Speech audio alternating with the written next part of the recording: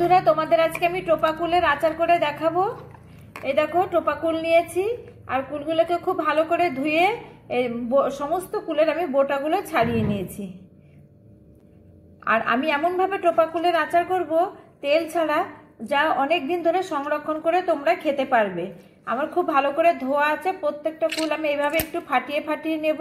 ফাটিয়ে নিলে মানে এর মধ্যে মানে মিষ্টি তারপরে মশলা খুব ভালো করে ঢোকে। সমস্ত কুলগুলো এইভাবে ফাটিয়ে ফাটিয়ে নেব। আমি কুলটাকে ধুয়ে আমি 2 ঘন্টা মতো ভিজিয়ে রেখেছিলাম। খুব সুন্দর নরম হয়ে গেছে আর একদম শুকনো কুল এগুলো। সমস্ত কুলগুলোকে আমি এভাবে ফাটিয়ে নিয়েছি। এবার আমি তোমাদের আচার করে দেখাবো। টক ঝাল মিষ্টি আচার, দারুণ লাগে খেতে। আর আমি কিন্তু এই আচারটা তেল ছাড়াই করব। তেল ছাড়া করলে অনেক দিন সংরক্ষণ করে রাখা যায় এই আচারটা। বেশ কতগুলো শুকনো লঙ্কা দিয়ে দিলাম।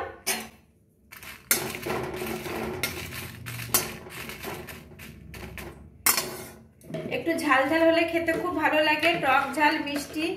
আমি শুকনো লঙ্কাটা একটু বেশি পরিমাণে দিলাম। তোমরা কিন্তু ঝালটা নিজেদের পছন্দ মতো দেবে।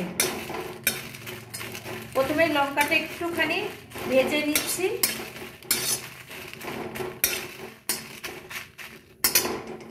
এবার বেশ খানিকটা মৌরি দিয়ে দিচ্ছি। মৌরি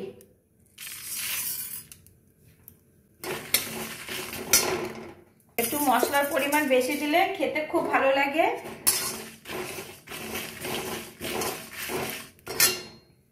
আর অল্প করে মেথি দিচ্ছি। যতটা মৌরি দিয়েছি তার 4 ভাগের 1 ভাগ মেথি দিচ্ছি।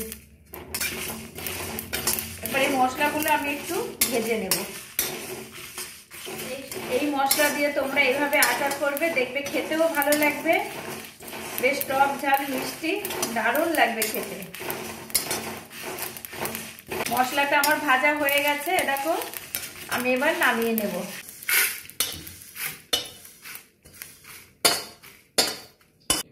শুকনো লঙ্কা, মেথি, মৌরি আমি এগুলো ভেজে নিয়েছি। এবার আমি গুঁড়ো করে নিচ্ছি। ঝালটা আমি এখনো বলছি, ঝালটা কিন্তু তোমাদের মানে তোমরা যে পরিমাণে ঝাল খাও সেই পরিমাণে দেবে। আমি একদম পারফেক্ট টক ঝাল মিষ্টি নোনতা সব মিলেমিশে কুলের আচার করছি। দারুণ হবে খেতে। একদম মিহি পেস্ট করিনি, একটু দানা দানা ভাব রয়েছে। আচারের মশলা সবসময় এইভাবেই একটু দানা দানা রেখেই করতে হয়, তাহলে কিন্তু খুব ভালো লাগে খেতে। কড়াইতেই আমি কুলগুলো দিয়ে দিচ্ছি।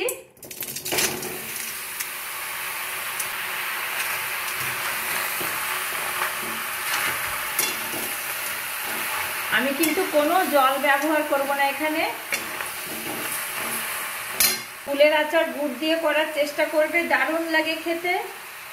চিনি দিয়ে কখনোই কুলের আচার করবে না, গুড় দিয়ে করবে। আমি এখানে আখের গুড় দিয়ে কুলের আচারটা করছি। অনেকটাই গুড় লাগবে, কারণ এই কুলটা একটু টক হয়, ভালোই টক হয়। গুড়ের পরিমাণটা বেশিই লাগবে। আমার গুড় দেওয়া হয়ে গেছে। এই অনবরত নাড়তে হবে, গুড়েই কুলটা সেদ্ধ হয়ে যাবে। আমি কিন্তু একটুকু জল দেবো না এখানে।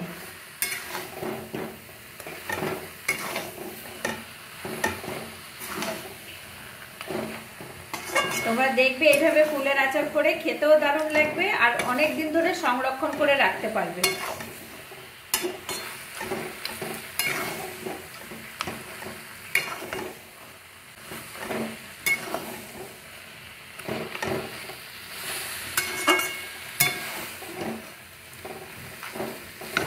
আচারে সবসময় বিট লবণ দিয়ে করি, তোমরা কিন্তু বিট লবণ দেবে। এখানে আমি বিট লবণ দিয়ে দিচ্ছি আর দারুণ টেস্ট হয় খেতে বিট লবণ দিলে।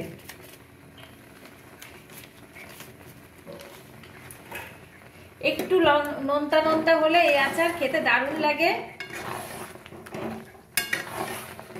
আমি কিন্তু কোনো হলুদের ব্যবহার এখানে করব না।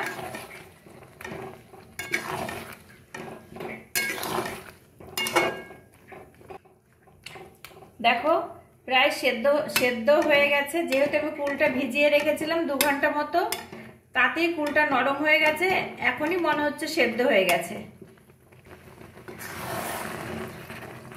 যখনই কুলের আচার তোমরা করবে, কুলের বোটা কিন্তু অবশ্যই ছাড়াবে।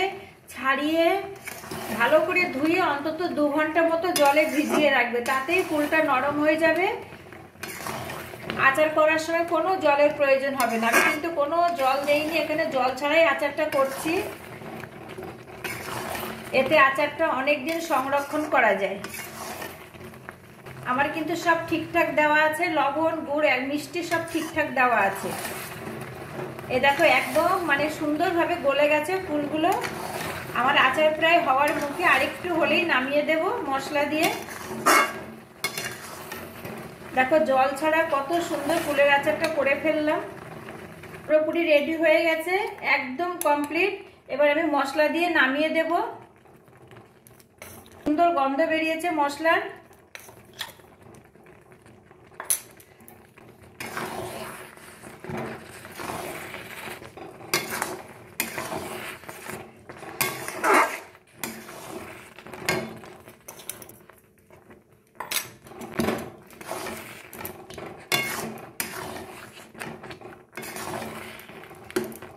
আমি গ্যাসটা অফ করে দিচ্ছি।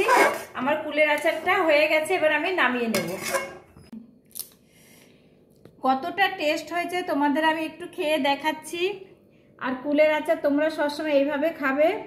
এই যে কুলের আচার নেবে, তার উপর কিন্তু সবসময় একটু বিট লবণ ছড়িয়ে দেবে, দারুণ লাগে খেতে।